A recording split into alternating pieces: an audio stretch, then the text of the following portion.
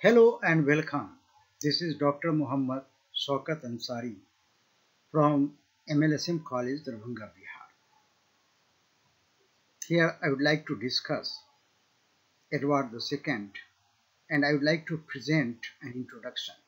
This is really a part 1 presentation and part 2 presentation will be done later on. The full name of Edward II was the troublesome reign and lamentable death of Edward II, King of England, with the tragical fall of proud Mortimer. And this play is now known as Edward II or Edward II. It is a Renaissance or early modern period play written by Christopher Marlowe, a great dramatist of his age.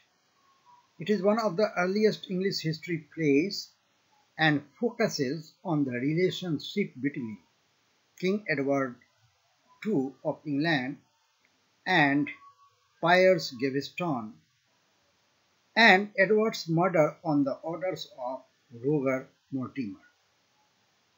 Roger Mortimer was a powerful member of the English nobility and eventually the lead challenger to Edward II's rule. He was also a lover of the Queen Isabella, who is Edward II's wife, the Queen.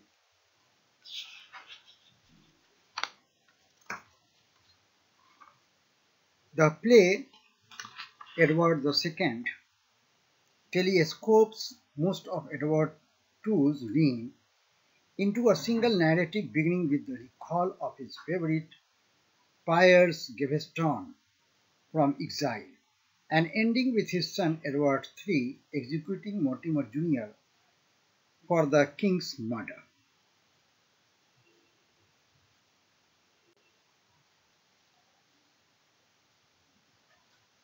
My dear students, this is a part of online classes and I am giving an introduction of Edward II. Christopher Marlowe was a brilliant dramatist, a perfect dramatist, and he did his entire literary work during the short period of time from 1587 to 1593. During these 6 or 7 years, he produced 5 great plays besides a few other works. The plays were written in the following order. The first play was Tamburlaine the Great, Part 1. It was produced in 1587. The second play was Tamburlaine the Great, Part 2. It was produced in 1587.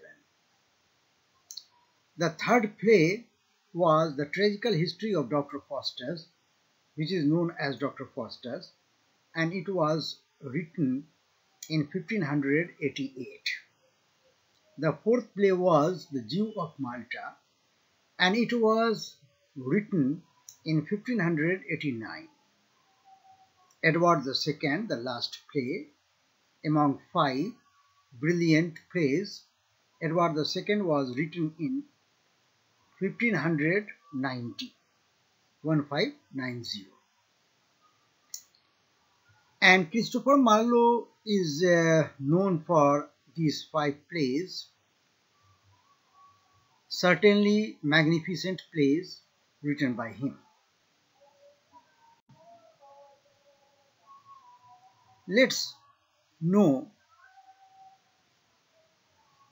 about, in brief, about the main plays.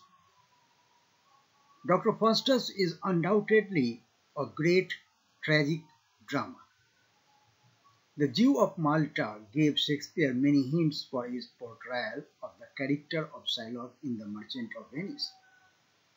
What I mean to say that Shakespeare took hints for producing a known character in The Merchant of Venice, Shylock, from The Jew of Malta, written by Christopher Marlowe. Edward II is regarded by critics as the best and the most finished of all Marlowe's plays.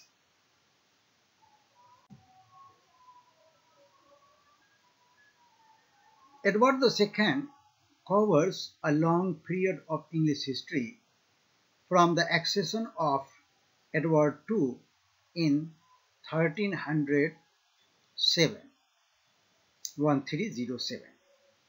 Out of the great mass of material in Holinshed's Chronicles of England, Marlowe carefully selected only what he needed for a well-integrated tragedy.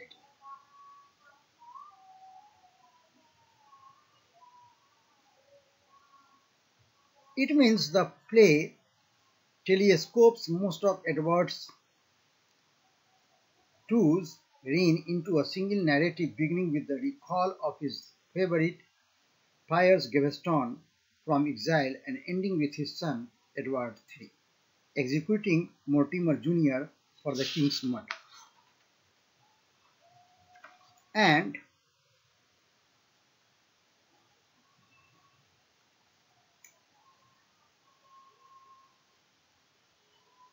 Gaveston, who was in exile, who had been banished from England to France, he was recalled by Edward II, the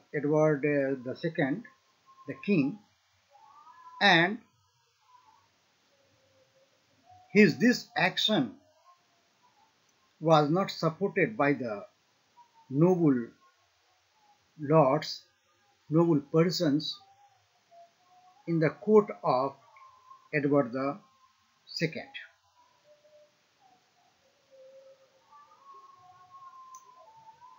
Mortimer, who is the powerful member of the English nobility and eventually the lead challenger to Edward II's rule, and he was also the lover of the Queen Isabella, Edward II's wife, I mean the Queen. And once upon a time in the text, Mortimer describes Gaveston as someone who corrupts, dishonors, and shames the court of the king.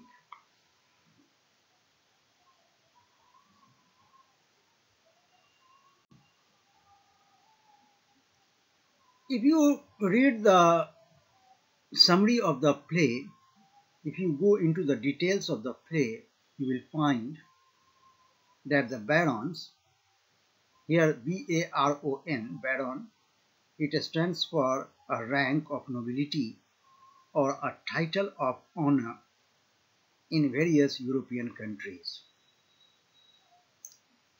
The barons, it means the noble persons in the court of the king. In this play, Edward II constitute a powerful group of persons who come into conflict with the ruling monarch, who is Edward II. I mean, who is Edward II.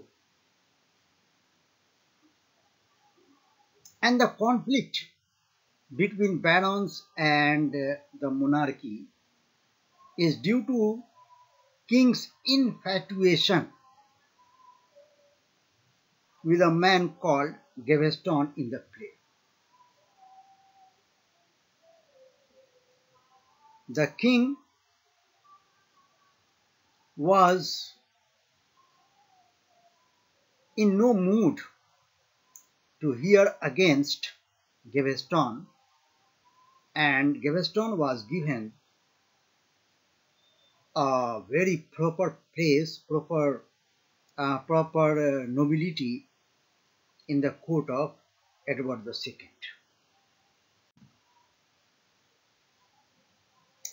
Let's come to know about the history of Gaveston. Since the play is a history play, Gaveston had been banished by the late King Edward I, and he had been the playmate in younger days of Edward II. It's clear? Who is Gaveston?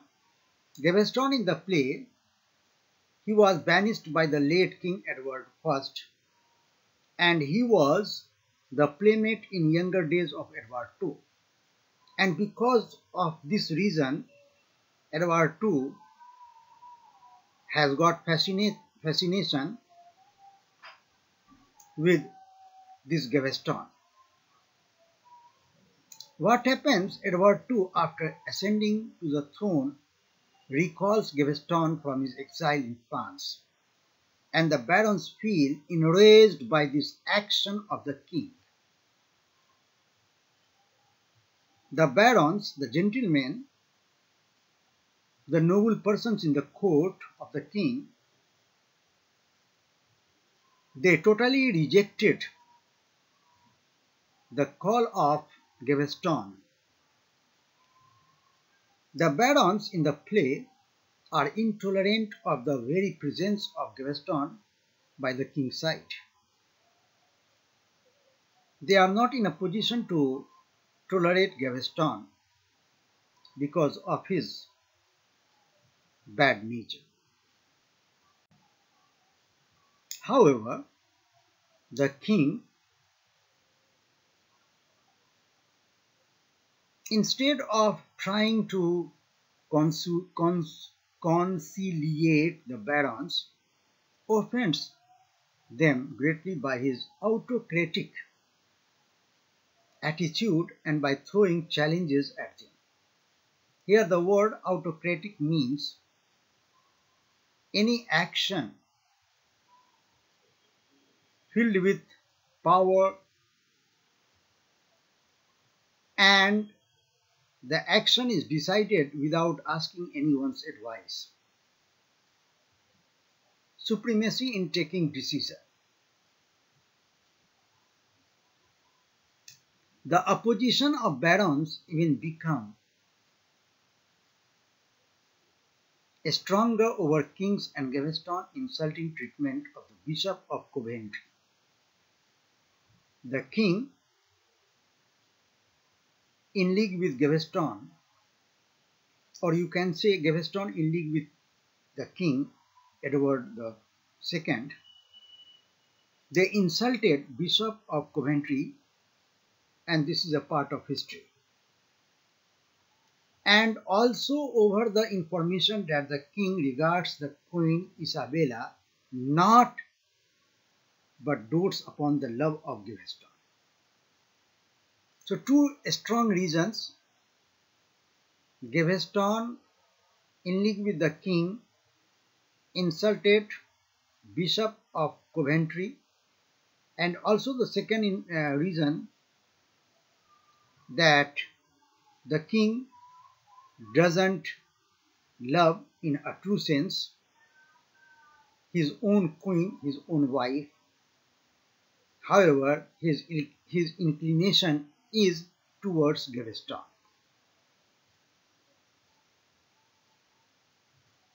And the king's or Gaveston's insulting nature, disapproval to the suggestion of barons, is treated very badly.